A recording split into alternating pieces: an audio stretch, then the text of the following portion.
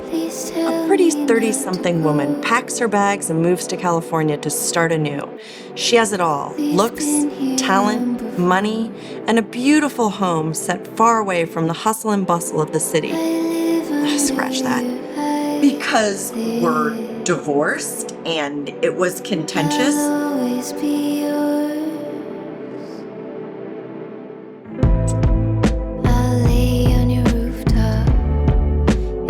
First week and a half in my new home felt like a slow burn. Frustration, anxiety, and dare I say it, loneliness.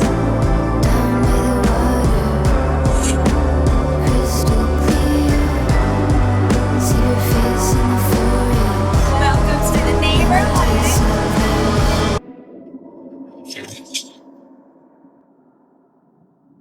Scene 1 of The Coven Wives unfolds with a deliberate sense of introspection and quiet dislocation, positioning Cherie not simply as a protagonist in a new environment, but as a woman suspended between identities, histories, and possible futures.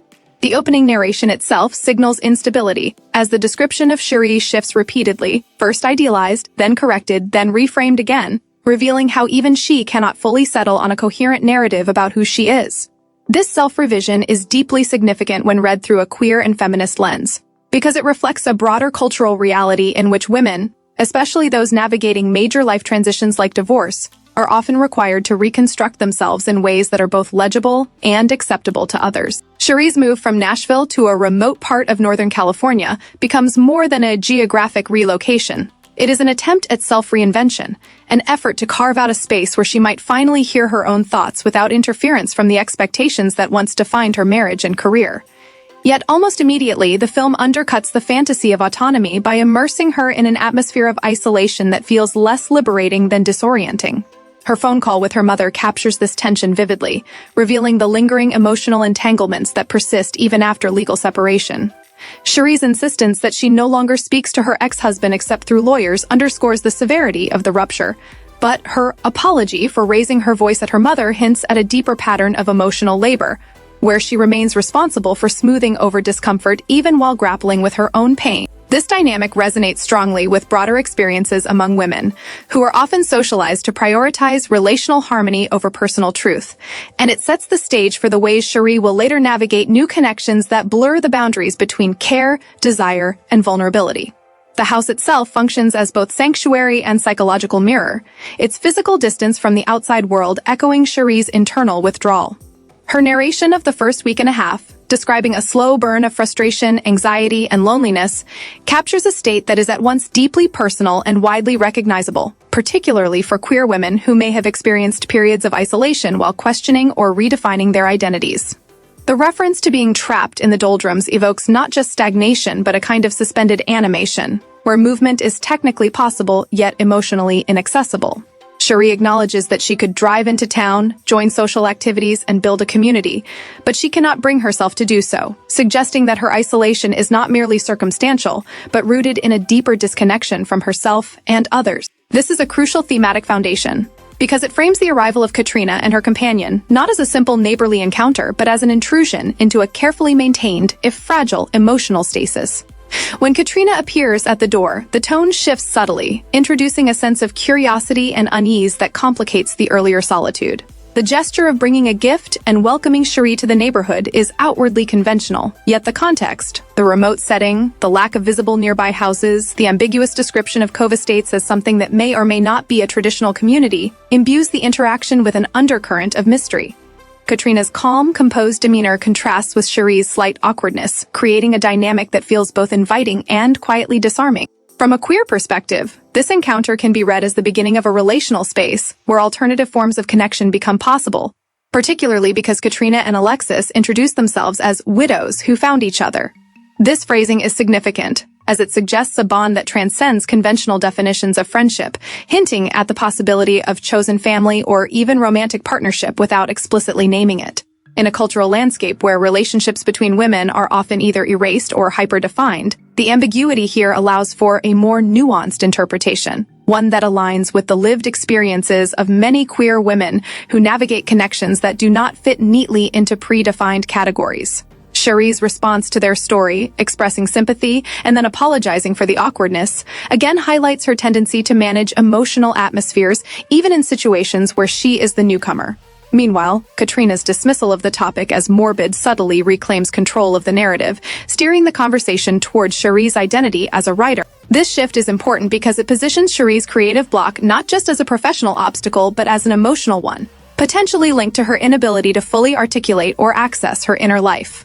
The presence of Katrina and Alexis, then, begins to take on a symbolic dimension, as they represent not only external characters but also catalysts for Cherie's self-exploration.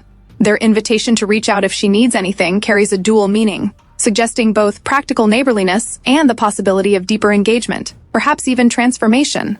The scene's closing moments, marked by a lingering sense of quiet and the almost ritualistic repetition of thank you, reinforce the idea that something subtle yet significant has been set in motion. From a critical standpoint, the film's approach to lesbian and queer themes in this scene is notably restrained, avoiding overt declarations in favor of implication and emotional texture. This restraint can be seen as a deliberate resistance to the sensationalism that often characterizes portrayals of women's relationships, instead emphasizing the gradual, often imperceptible ways in which intimacy and recognition develop.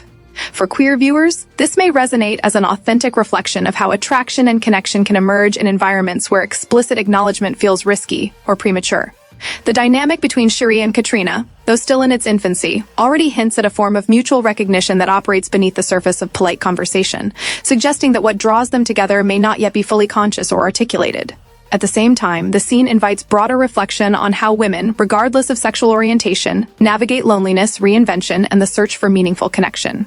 Cherie's isolation, her hesitance to engage with the outside world, and her tentative openness to new relationships all speak to a universal longing for understanding and belonging, even as they are inflected by the specific cultural pressures that shape women's lives. The film's setting in a remote, almost liminal space further amplifies these themes, creating an environment where conventional social norms feel distant and new possibilities can emerge, albeit with an accompanying sense of uncertainty. In this way, the scene operates as both a character study and a thematic overture, introducing key ideas about identity, intimacy, and transformation that will likely unfold more fully as the narrative progresses.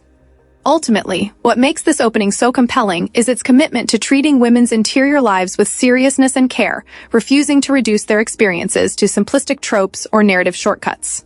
Instead, it invites the viewer to sit with Cherie's discomfort, her longing, and her tentative steps toward connection, recognizing these as integral parts of a larger journey towards self-awareness and emotional truth. By framing the interactions between women as complex, layered, and deeply human, the film challenges the persistent cultural discomfort with women expressing love and desire for one another, offering instead a vision of connection that is grounded in empathy, mutual recognition, and the quiet courage required to become visible to oneself and to others. Scene 2 of The Coven Wives deepens the film's central exploration of emotional awakening, positioning Cherie at a pivotal threshold where creative renewal and relational intrigue begin to intertwine in ways that feel both empowering and quietly unsettling.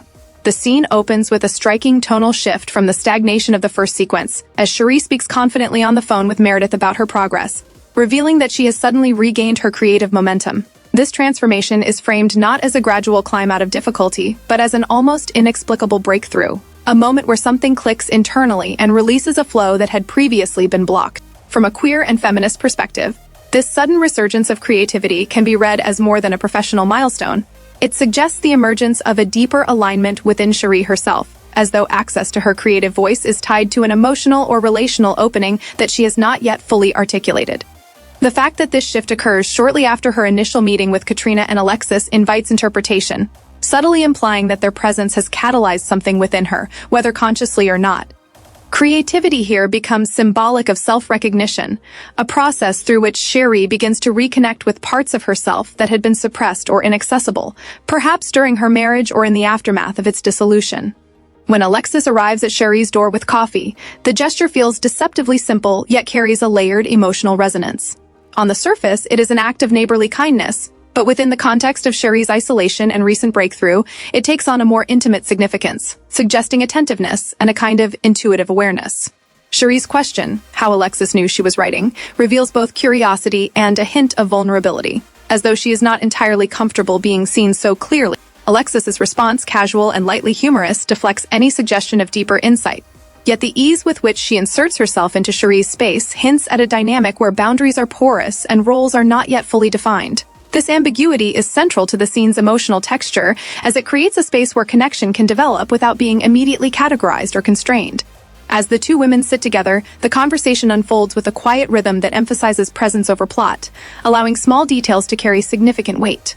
Alexis's description of her life, filled with leisure, hobbies, and a lack of conventional work, contrasts sharply with Cherie's structured, deadline-driven existence, highlighting differing relationships to time, purpose, and identity. Yet beneath this contrast lies a shared condition. Both women are navigating life after loss, whether through divorce or widowhood, and are in the process of redefining themselves outside of those previous attachments. Alexis's remark that she is still trying to find myself resonates deeply within this context, aligning her with Cherie in a way that transcends their differing circumstances. For queer viewers, this alignment may echo the experience of searching for identity in spaces that do not always provide clear frameworks for understanding oneself, particularly when it comes to desire and connection between women. The introduction of the talisman, the sculpture Alexis had previously given Cherie, adds a layer of symbolic complexity that enriches the scene's thematic depth. Positioned beside Cherie's computer, the object becomes a physical manifestation of the link between her newfound creative energy and the influence of these enigmatic women. Alexis's casual naming of it as a talisman suggests an almost mystical dimension, implying that Cherie's breakthrough may not be entirely self-generated, but instead facilitated by forces or relationships that operate beyond her conscious awareness. This element can be interpreted metaphorically as well, representing the ways in which connection with others, particularly other women, can unlock aspects of the self that had been dormant or inaccessible. Within queer contexts, such moments of awakening are often described as transformative encounters, where recognition of another person leads to a deeper understanding of one's own desires and capacities for intimacy. Alexis's presence then becomes not just supportive but catalytic, embodying a form of influence that is both nurturing and potentially destabilizing. The conversation itself remains grounded in everyday topics, yet the subtext carries a quiet intensity, as though each exchange is layered with meanings that extend beyond the words spoken. Cherie's admission that she has written 50 pages since early morning conveys both excitement and a hint of disbelief, as if she is witnessing her own transformation from a distance. Alexis's affirmation, calling this achievement amazing, reinforces the sense that Cherie is being seen and validated in a way that may have been absent in her previous life. This validation is particularly significant when considered in relation to the broader theme of women's emotional labor, as Cherie's earlier interactions suggested a tendency to minimize her own needs in favor of maintaining harmony.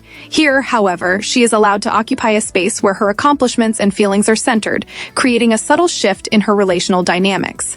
The repeated references to Cove estates that follow Alexis's departure introduce an almost hypnotic quality to the scene, transforming what was initially a simple piece of information into something more enigmatic and persistent.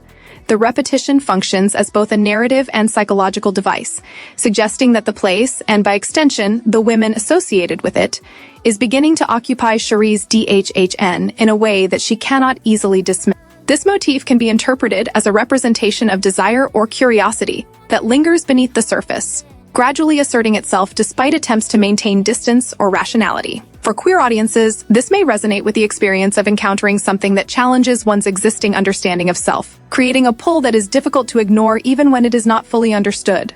The scene's closing moments, which shift into a more ambiguous and sensory register, further complicate the emotional landscape, hinting at experiences that blur the line between reality and imagination. Rather than focusing on explicit actions, the emphasis remains on atmosphere and feeling, suggesting that Cherie's internal world is becoming increasingly porous, open to influences that she cannot yet fully comprehend. This ambiguity is crucial to the film's approach, as it allows the narrative to explore themes of intimacy and transformation without reducing them to simplistic or sensationalized representations. Instead, the focus remains on the emotional and psychological processes through which Cherie begins to engage with new possibilities for connection.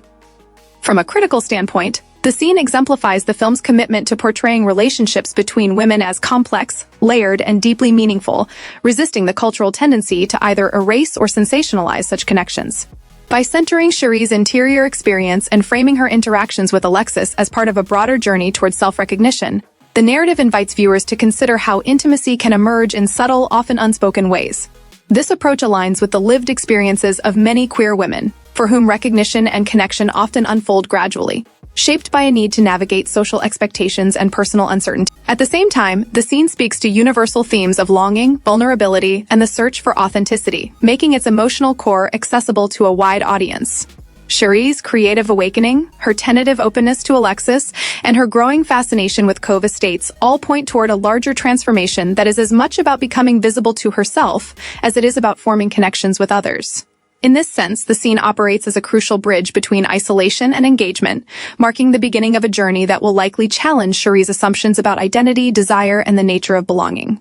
By maintaining a tone that is both reflective and restrained, the film honors the complexity of these processes, offering a portrayal of women's relationships that is grounded in empathy, nuance, and a deep respect for the quiet resilience required to embrace one's truth in a world that does not always make space for it. Scene 3 of The Coven Wives initially presents itself with a kind of disarming simplicity, opening on an interaction that feels almost mundane, a knock at the door, a polite greeting, and the familiar cadence of someone offering a message of faith. Yet beneath this ordinary framing lies a carefully constructed emotional undercurrent that speaks to themes of vulnerability, influence, and the search for meaning, particularly as they relate to young women navigating identity within systems that claim authority over both belief and desire. Haley, alone in her parents' home, represents a kind of openness that is both literal and symbolic.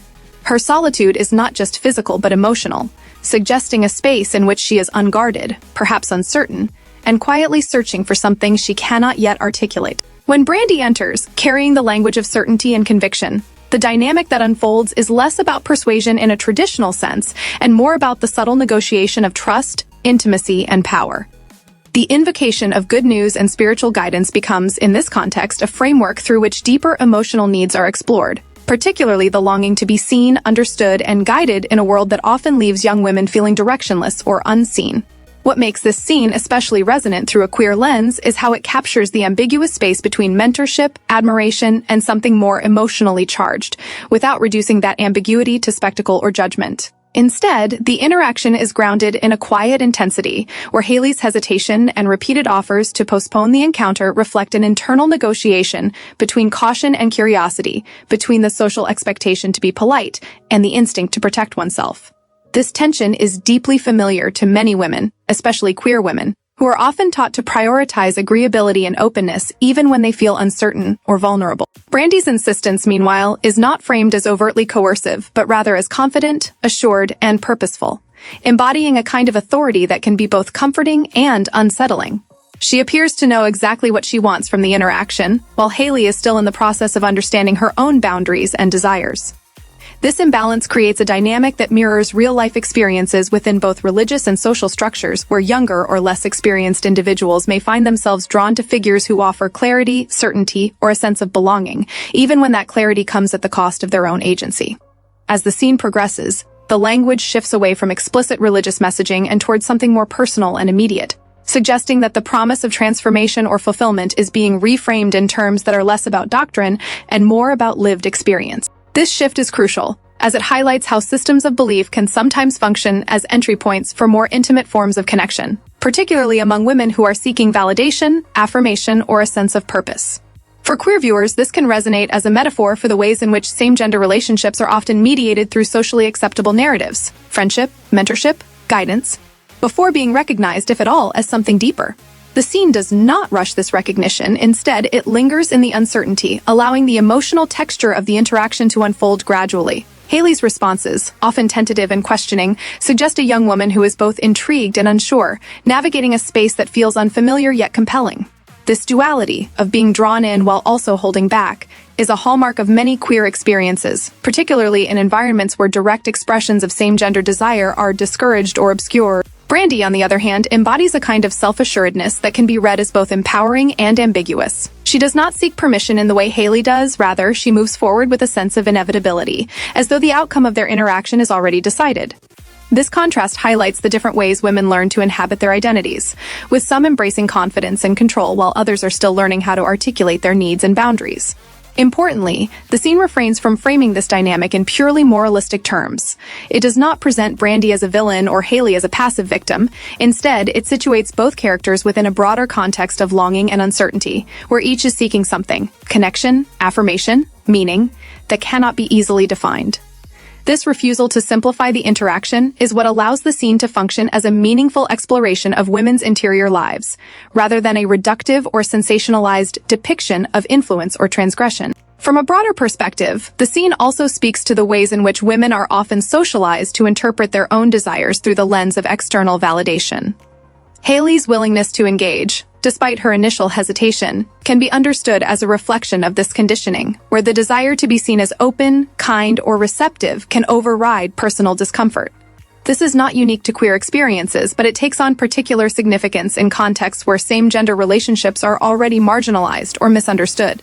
The need to appear normal, respectable, or non-threatening can lead women to downplay or misinterpret their own feelings, especially when those feelings do not align with dominant cultural narratives. In this sense, the scene becomes a subtle critique of the structures that shape women's understanding of themselves and their relationships with others. It suggests that the boundaries between guidance and intimacy, between influence and connection, are often blurred not because of inherent ambiguity, but because of the ways in which women are taught to navigate their emotional worlds. For queer audiences, this can be both validating and challenging, as it reflects the complexity of experiences that are rarely depicted with such nuance. The scene does not offer easy answers or clear resolutions. Instead, it invites viewers to sit with the discomfort, to consider the ways in which power, vulnerability, and desire intersect in ways that are not always immediately legible. It also raises important questions about consent, agency, and self-awareness, not in a didactic or prescriptive manner, but through the lived experiences of its characters.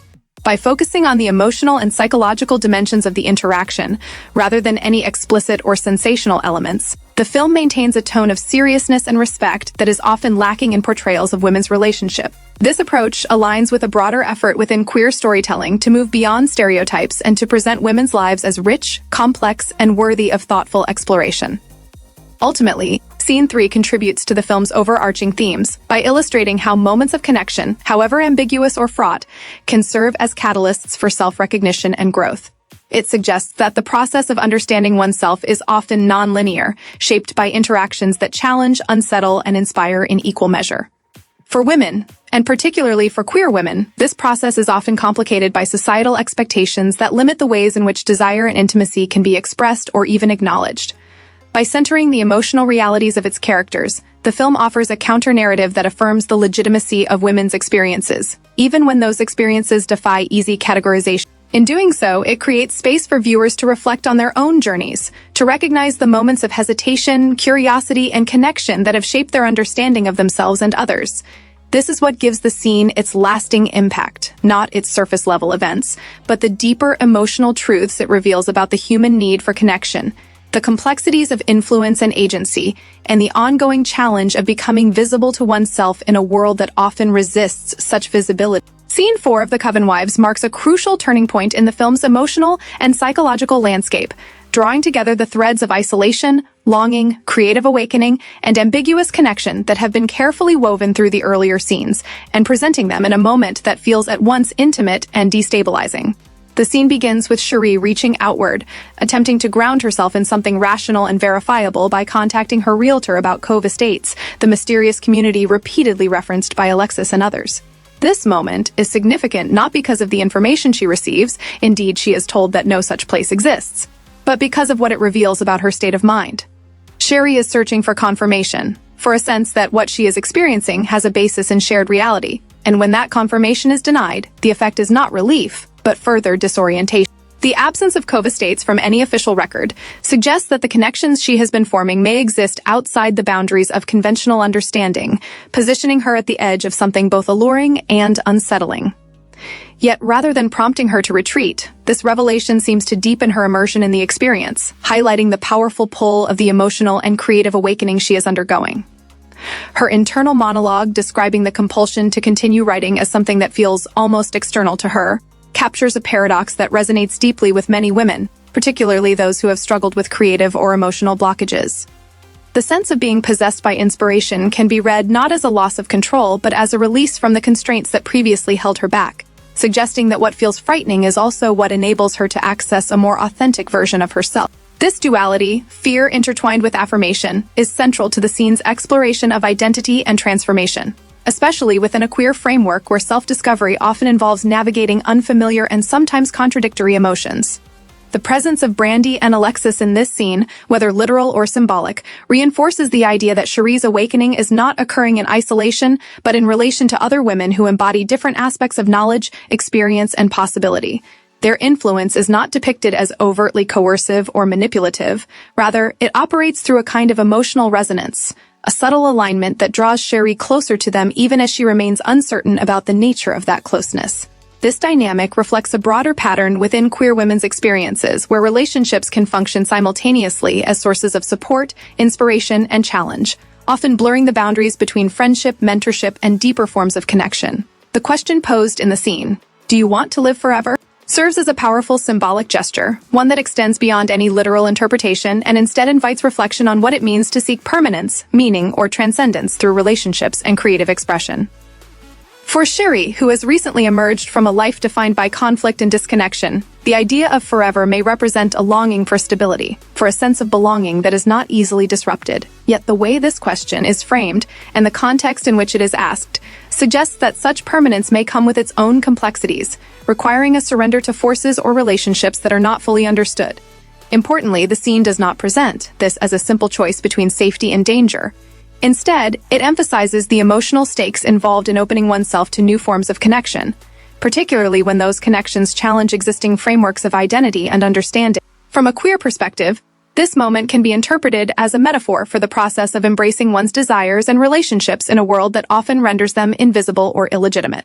The promise of forever becomes less about immortality and more about the possibility of living authentically, of sustaining connections that reflect one's true self, rather than conforming to external expectations. This is especially meaningful in the context of lesbian and queer women's experiences, where relationships are frequently subjected to scrutiny, erasure, or sensationalization. By framing the connection between these women in terms of emotional depth and mutual recognition, the film resists these tendencies and instead offers a portrayal that is both grounded and expansive. Cherie's response, expressing a desire to remain in this state like this forever, underscores the intensity of the transformation she is undergoing, as well as the vulnerability inherent in that transformation. She is not simply seeking escape from her past, but is actively choosing to engage with a new way of being, one that prioritizes emotional truth and creative expression over the safety of familiarity. This choice is not depicted as reckless or naive. Rather, it is presented as a deeply human response to the experience of finally feeling aligned with oneself and others.